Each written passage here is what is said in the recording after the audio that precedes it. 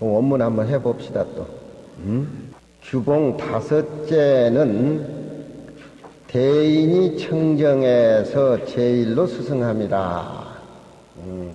이 몸을 요즘 장기 기증한다라고 해가지고서 요즘 이제 그 수독사에서 운동을 벌이고 있는 것이 그런 건데, 장기를 기증하는 것도 참 물질 보시보다 더 어려운 것이지만 금강경 진리를 깨달아서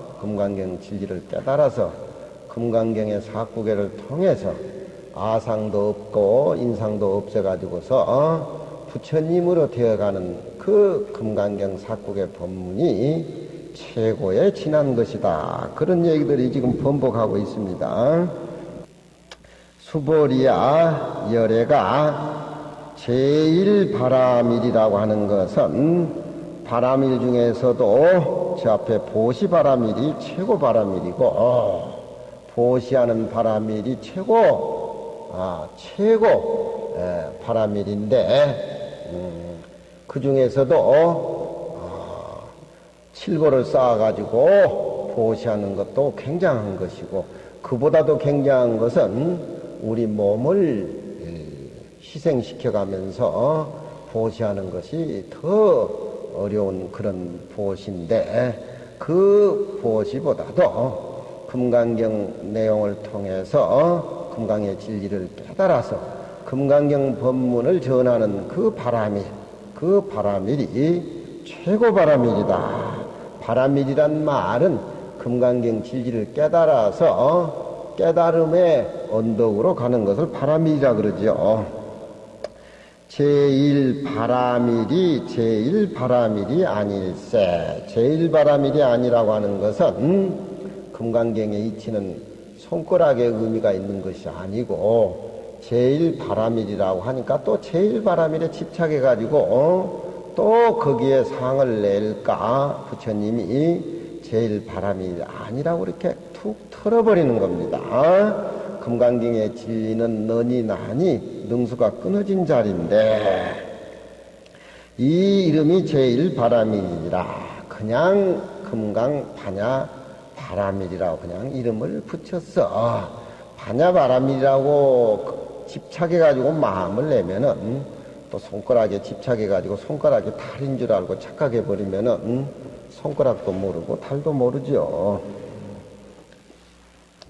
이 이름이 제일 바라밀이니라. 문경불포를 부처님의 경전을 듣고 공포심을 내지 않는 것을, 말세 우리가 금강경을 듣고 사상을 없애가지고 부처님의 진리를 깨닫는다고 하는 것은 그것도 참 희유한 인연인데, 당연히 금강경 진리를 듣고 깨달아서 내가 부처님이 되어가지고서 실천한다라고 하는 말세 중생의 그런 어떤 원력과 그런 어떤 살림살이를 경을 듣고 공포심을 내지 않는 것을 무얼 인해서 심히 희우함이 된다고 말하는 거. 이 금강경 이 법문은 물무여등이로 돼 어떤 물건이라도 더불어 평등한 것이 없어. 부처님의 진리는 그 금강경이 이치야말로 깊고 현연하고 극하고 깊어서 붉은 인정이라 내 몸이라든가 내 마음이 전부 허공과 같이 공으로 파악이 돼야만이 금강경 상이 뚝뚝 다 떨어져 나가버리는데, 내 몸이라든가 내 생각에 집착해서 내 주위 환경 유의적인 것에 꼼짝달싹 못하는 중생들에게 이 몸도 비워버리고 생각도 다 비워버리고 밖의 일체 모습도 텅텅 비워버리라고 했을 적에 그것이 냉큼 깨달음에 젖어들지 않는단 말이야. 인정에 가깝지 아니함이니 듣는 자가 많이 경포를 내서 두려워하고 두려워해서 믿고 듣고 아는 자가 진실로 어렵거늘 이제 금강경을 통해서 능히 내 사상을 없애가지고 맑은 청정한 신을 내서 두려워하고 공포심을 내지 아니하밀세 그런 사람은 부처님 돌아가신 뒤에 삼체전대에 그런 사람이 있다라는 것은 굉장히 참 시원한 사람이다 그런 얘기죠. 하이고라고 하는 것은 왜 그런 연고로 부처님이 제일바라밀이 아니라 그냥 한갓 제일바라밀이라고 했느냐. 이 하이고란 말은 저 앞에 나오죠. 첫째 앞에 이 경전을 듣고 경포심을 내지 않는 그런 말을 밟아서 부처님이 질문을 했고, 두 번째는 도무지 이 금강경이야말로 칠보를 쌓아서 보시하는 것도 내 몸을 희생시켜가면서 내 몸을 떼어가면서 보시하는 그런 것보다도 금강경 사구를 통해서 진리를 깨달아서 깨달음으로 보시를 해나가는 그런 것이 최고다라고 하는 도무지 앞에 수승한 것을 밟아서 물었습니다. 논에 이르되 이 금강경 법문은 이름이 큰 인연이 돼. 큰 인연이라는 것은 뭐냐?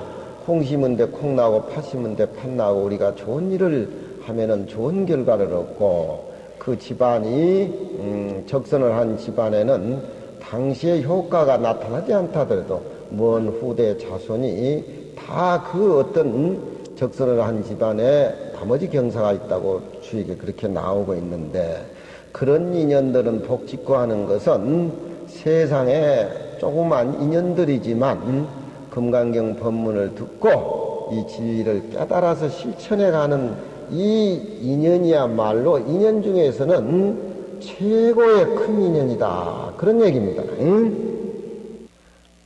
손가락을 잘라버린 그 동자의 아프고 통곡하는 그 마음을 가지고 금강경을 봐야 돼요. 부처님 경전을 그렇게 봐야 돼요. 스님이 얘기하는데 이해 안 된다고 그냥 저건 뭐 스님의 전유물인가 그렇게 생각한다든가, 나는 금강경 배울 수 없다 이렇게 생각하면 그 부처님 제자가 아니고 태굴심을 내서 안 되는 겁니다.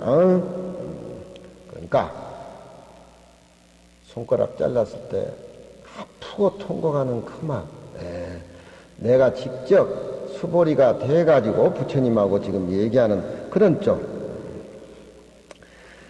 이 금강경이야말로 큰 진리를 깨달은 법신 인연이 되는 것이니까 나머지 다른 경전보다도 이 금강경은 수승하다, 금강경을 권하는 것이죠.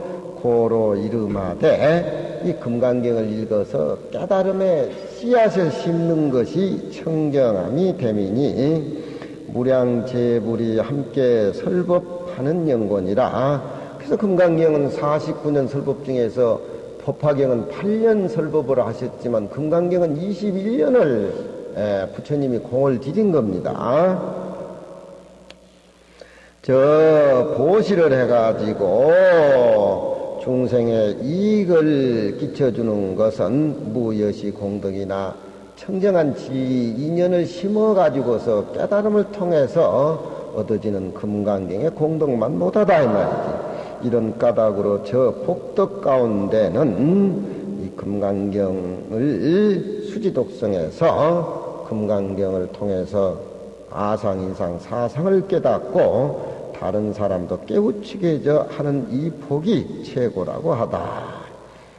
육조 스님이 또 말씀하시기를 금강경 뭐 몇만 번 읽고 평생 금강경 읽었다라고 입으로만 얘기하고 마음으로 행하지 아니하면은 금강경 읽어도 그것이 별로 의미가 없고, 입으로도 금강경 얘기를 하고 마음으로 또 실천을 하게 된다면은 그것이 바로 금강경의 청정한 깨달음의 인연이다 그런 얘기지.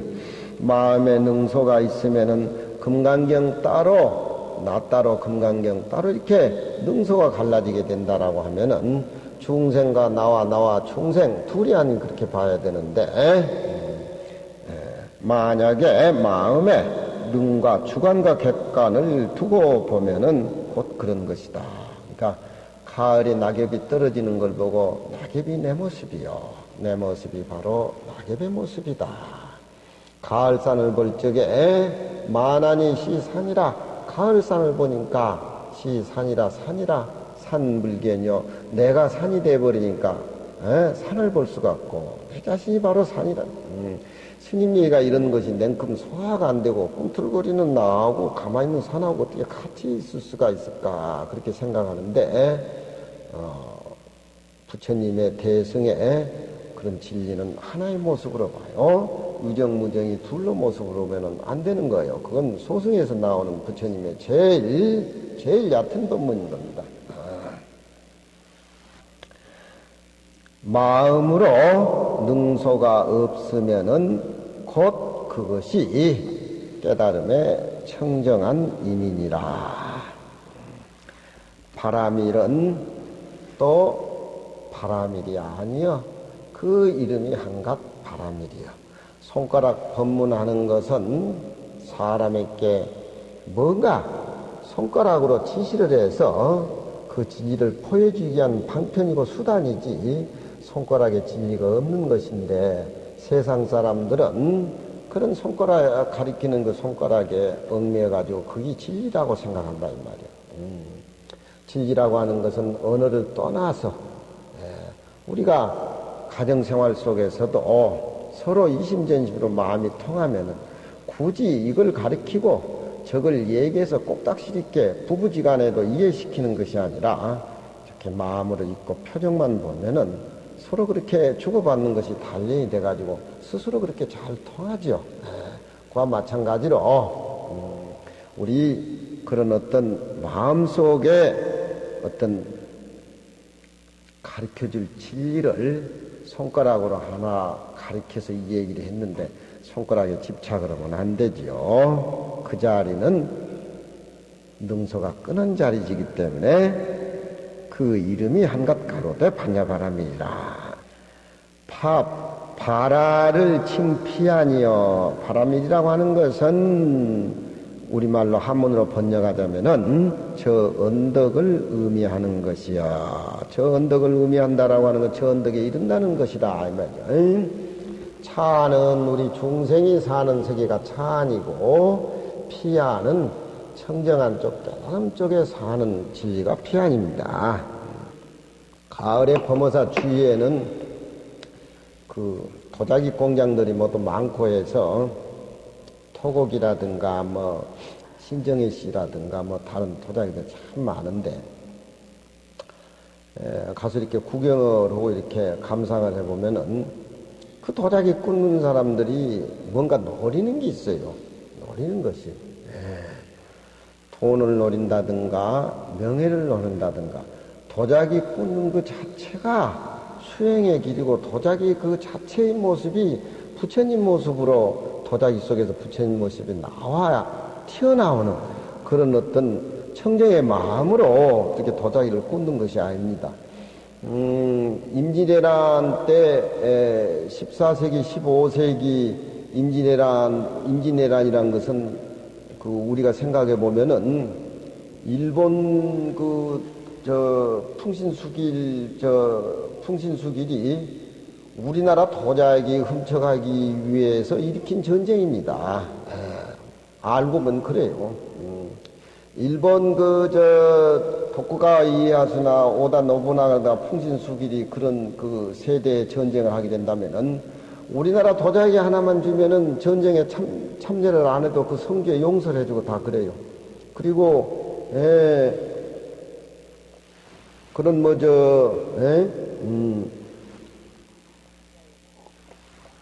기자의 있더라든가 그런 것이 우리나라 도자기 지금 일본에 국보로 다 지정이 되고, 그뿐만 아니고 사카베에 있더라든가 그런 것이 일본에 다 국보로 제정되는데, 그건 우리나라 사람들이 막사발이라고 이 얘기를 하고 그러는데, 그 14세기, 15세기 때만 그 막사발이 우리나라의 저 사천 지방에 유행되어 있었지, 그전에 그 떨어져 버려요. 근데 그 저 막사발 같은 거 우리가 이렇게 감상해 보면은 그건 우리 스님들 바로예요. 바로예요. 우리 스님네 바로 훔쳐가기 위해서 저 뭐야 임진왜란 일어난 거예요. 임진왜란 일어난 겁니다. 환장해. 우리 스님들이 중국으로 거쳐서 우리나라에 들어오는 북방불교가 있고, 저 인도로 막바로 거쳐서 우리나라에 들어온 불교는 그 남방불교라고 소승불교입니다. 그저 가락시대라든가 저쪽 사천이라든가 그 지방에 보면은 그 인도하고의 접경이 있다 보니까 가락이라는 그런 나라 속에서 옥보 스님이 조카들을 7명 데리고 호황화들도 데리고 지산 들어가서 그 칠부에 저 부처가 됐던 그런 기록도 많이 나오고, 그런데 이 저 도자기 같은 그 막사발 같은 거 이렇게 보면 스님네들의 그 바로예요. 바로인데 그 스님들이 바로를 구워가지고 부처님을 사모하고 바로 끈 그 자체가 진리를 깨달아가는 어떤 그런 정성으로 이루어진 것들인데, 요즘 저 도자기 꾼 사람들이 잘 먹고 명예 바라고 돈 벌고 뭐하고 뭐고 노력가지고 그것이 되었어요. 일본 사람들이 그 이토잔을 재현하기 위해서 그 사람들이 막부 시대 이후에 그 노력한 적 많지만 그런 바루를 막사발을 재현을 못해요. 그래서 일본 사람들은 그걸 바루로 취급을 안 하고 저쪽 사천 쪽에 그 서민들의 그 함부로 쓰는 막사발이다 그렇게 생각해. 그게 아니에요. 이도자와는 우리나라에 이름도 없던 것이고 절간에 스님이 꼽던 것이요. 15세기 14세기에는 우리 스님들이 다 집도 다 짓고 바르 때 돌로 다 굽고, 또 이제 그 탱화도 우리 스님들이 다 만들고, 그 막사발이라는 것이 우리가 이렇게 감상을 이렇게 해보면은 진짜는 못 봐도 그 밑에 굽이라고 하는 것이,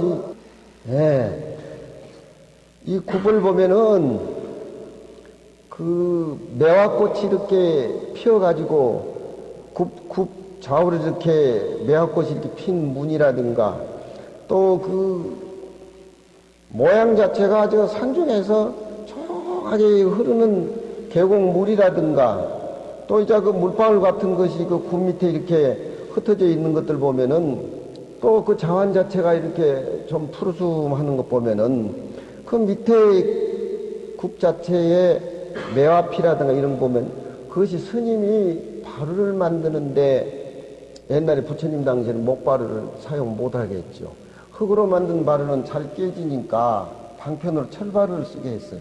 그런데 인도 같은 데는 바루를 땅바닥에다 놓으면은 부처님 초기 경전을 보면은 먼지 묻는다고 해가지고 물을 뿌려가지고 바루대를 놔라 그런 얘기가 있고, 또 이제 철바루를 만들다 보니까 밑에 굽을 땅바닥에다 대면 먼지가 바루에 많이 묻으니까 굽을 이렇게 만들어서 이렇게 해가지고 굽 자체를 만다라에 의해 가지고 표현을 해라 그렇게 해가지고 그때 그 만다라가 이루어진 거예요.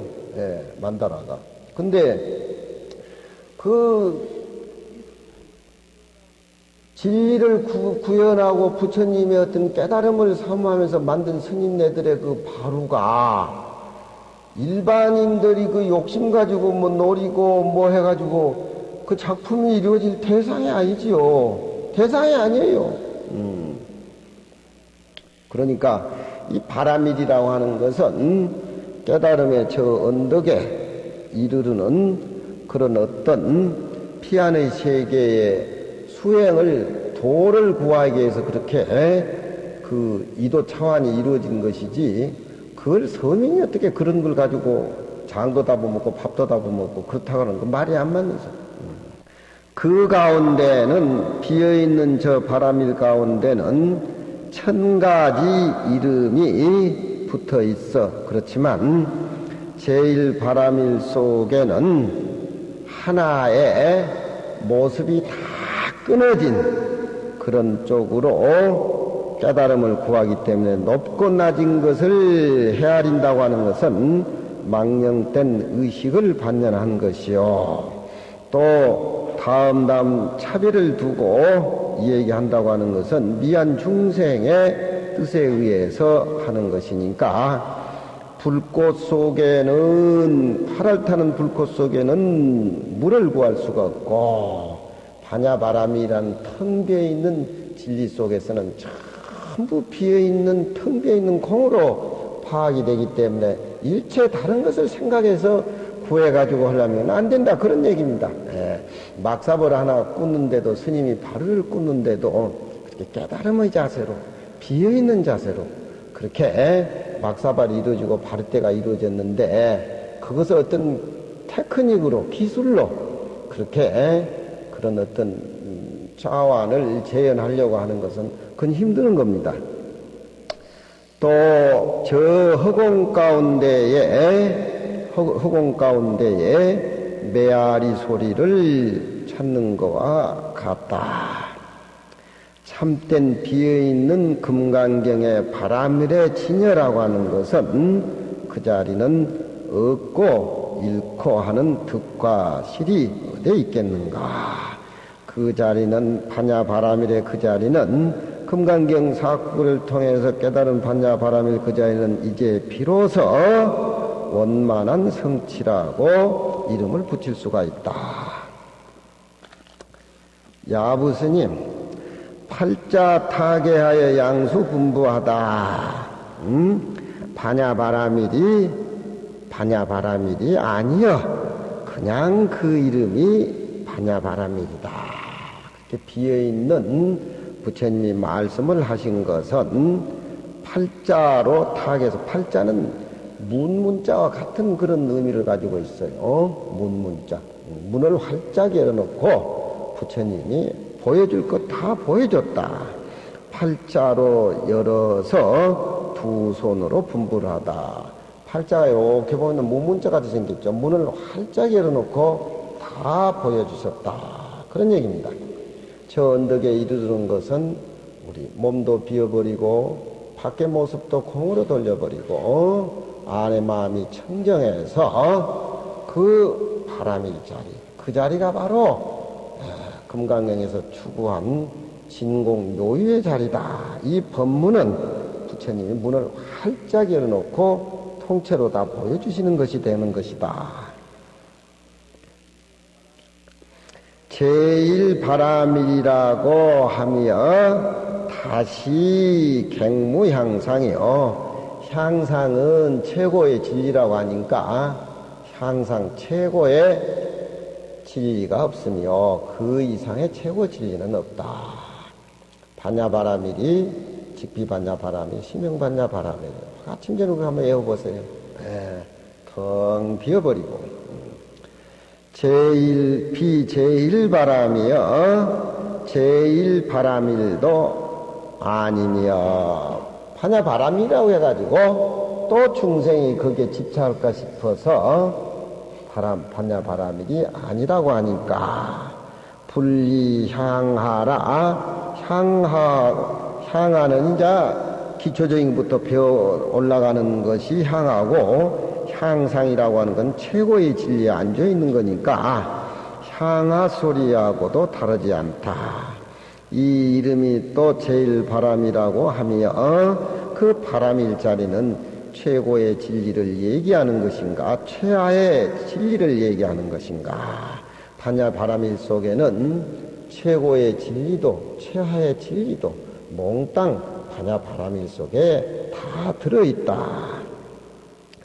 향상과 향하를 도무지 설에 보이사 두 손으로 부처님이 중생들 수부리께 분부해 보였음이로다. 이 이름이 제일바람일이여 제일바람일에 텅 비어있는 진리 속에서 하늘과 땅이 벌어지고 하늘과 땅이 벌어지니까 남녀도 생기고 남녀가 생기니까 부부도 생기고 다 그런 쪽으로 반야바람일 진리 속에서 천지 하늘이 다 생겨나가지고 만별천차가 만 가지가 다르고 천 가지 그릇 차제들이 이 반야바라밀로부터서 나왔어. 반야바라밀이라고 하는 바로 우리 자심자리를 얘기하는 겁니다. 귀면신두 대면내하니 귀신의 얼굴도 신의 머리도 얼굴을 대해 나왔으니까 반야바라밀이 얘기를 하지만 우리 마음자에는 빛도 소리도 색깔도 없고 찾아보려면 빛도 소리도 색깔도 없지만 우리가 금강경을 앉아서 이해하고 공부하고 제 얘기를 듣는 그 마음은 우리가 지금 느끼고 있지 않습니까? 그 모습이 끊어진 자리를 표현해 보자 보니까 귀라고도 하고 신이라고도 하고 그렇게 이름을 붙인 겁니다. 어떻게 그걸 표현하겠어요? 차시에 이때에 막도 불상시가라. 이때에 반야바라밀 자리는 아무것도 텅텅 비어서 아무것도 없다라고 얘기하지 마라. 텅 비어있는 내 마음자리에 묘한 그런 진리 법문이 우러나오지 않느냐 그런 얘기입니다. 금강경은 텅 비어있는 얘기를 공을 금강경에서는 얘기를 하지만 공 그 자체가 전부가 아니라 텅 비어있는 진리 속에서 또 우리 모습이 이렇게 나오는 것이 묘이니까 응무소주 이생기심이라고 뻑뻑이 그 머무른 바 없이 그 마음을 낸다고 유조신 법문이 그렇죠.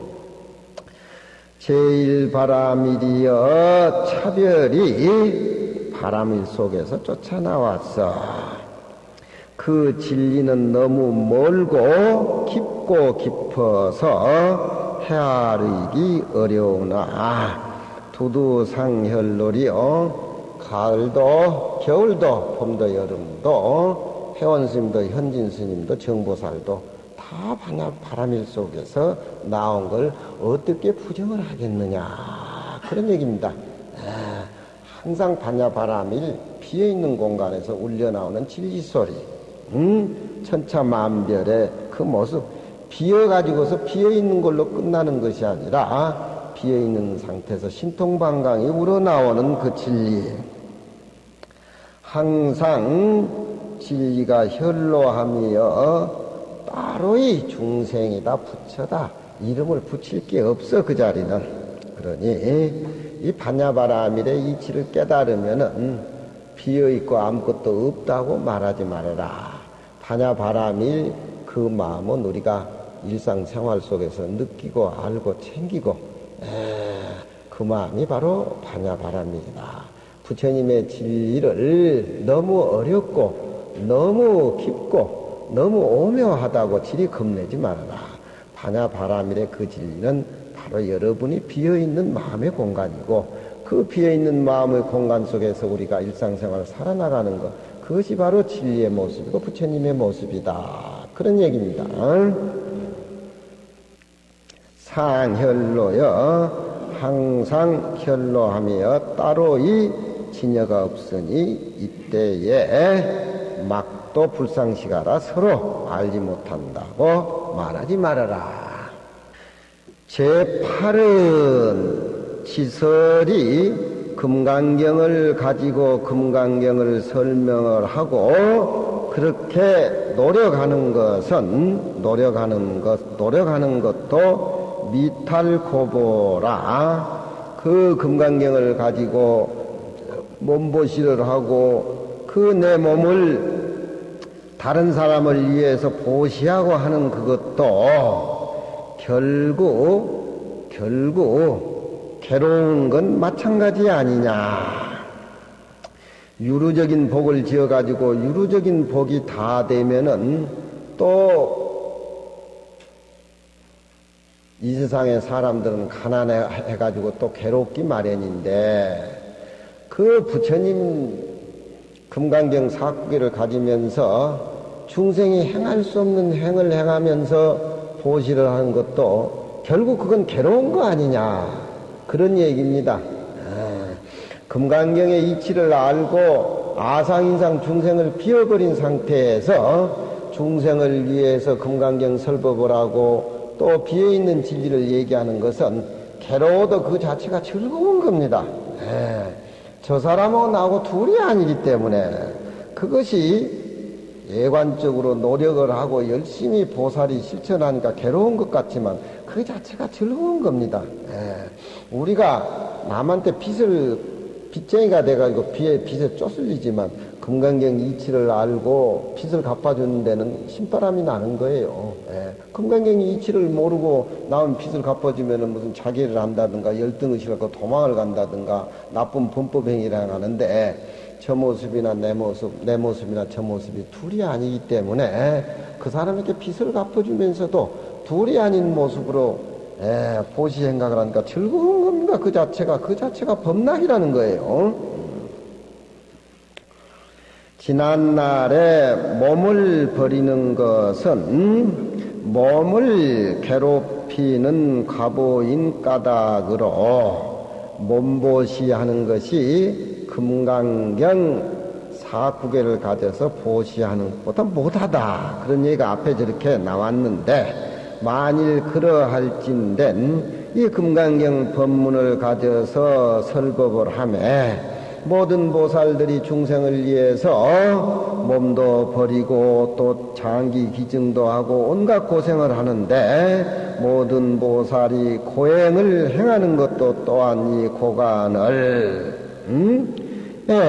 보살이 중생을 깨닫게 해서 몸보시하면서 금강경 얘기하는 것도 역시 괴롭지 않느냐. 이건 또 괴로운 결과를 이루지 않겠느냐. 그 얘기를 부처님이 했기 때문에 보살이 금강경을 가져서 남에게 좋은 일을 해서 그 중생을 깨닫게 해주고 몸보시를 해서 굳은일, 온갖 굳은일, 맞으면 생명까지 다 버려가면서 보시하는 것은 능소가 끊어진 진리, 그 진리 깨달음을 실천하기 때문에 그 자체가 즐거운 것이다. 우리가 이런 생각을 가졌을 적에 이상 살아가는 데는 까풀이 하나 벗겨집니다. 우리 몸이라든가 우리 생각 자체가 까풀이 하나 벗겨져요. 청정하게. 문에 두르니 첫째는 초월적인 인욕을 밝혀가지고서 그런 의심을 끊어줬다. 참는 것이라고 하는 것은 억지로 참는 것이 아니라 빈 진리를 깨달아서 참기 때문에 인욕바람이라고 하는 것은 고생스럽지 않다. 초월적인 인욕을 밝혀서 의심을 끊었다. 또 두 번째는 중생이나 나다 중생이다는 상을 여여가지고서 인욕바람이라 하는 데에 진리의 즐거움, 진리의 편안함을 느낌이니라. 촉가운데 문에 두리니 첫째는 인욕의 바탕을 밝혔다. 인욕을 우리가 어떻게 해야 되느냐? 옛날 우리 청담 스님이 해인사 주지라고 총문장을 겸했는데 장경각 뒤에 송진을 나무에 빼고 산판을 한다고 그래서 우리 학인들이 이제 50년대 이제 막 데모라고 그러니까 총무원장 해인사 주지 신분으로 청담심 내려오셨더라고. 그래서 장경각 뒤에 그 소남에다 송진을 내고 산판을 하는 것은 이건 해인사 송충이보다 더 못하다. 당신 잘못 생각했어. 우리가 저 장작을 저렇게 쌓아놨는데 장작 위에 올라가시오. 우리가 화장을 해줄 테니까. 극과 극으로 우리가 달렸지. 근데 그 어른이 눈 하나 깜짝 안 하더라고. 그래서 다시 큰 바에서 공사를 했는데 우리가 그렇게 간절한 얘기를 했는데 큰 스님이 왜 눈 하나 깜짝 안 합니까? 그렇게 물으니까 나는 인욕바람이를 하는 사람이다. 그러면 인욕바람이를 어떻게 합니까? 한 수 가르쳐 주시하니까 나에게 싫은 소리를 하나 하면 개로 전부 취급을 한다.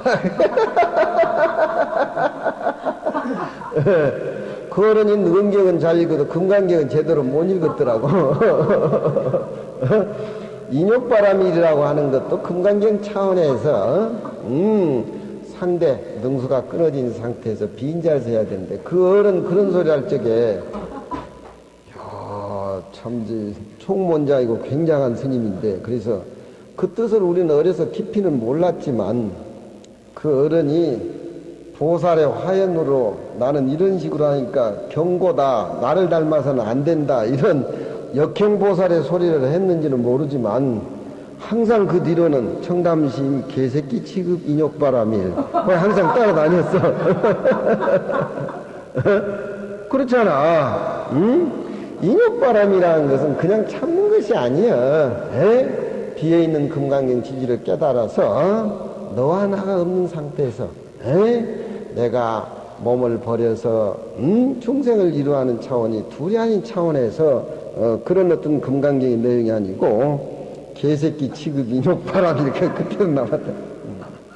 그러니까 금강경에서는 인욕바람이를 아까도 대도무밀한 진리를 알면은 대통령 노릇하면 그저 먹기라고 내가 생각했는데 인욕바람일은 중생과 나와 둘이 아닌 차원에서 그런 어려운 난관을 진리를 깨달은 차원에서 실천해 가기 때문에 즐거운 겁니다.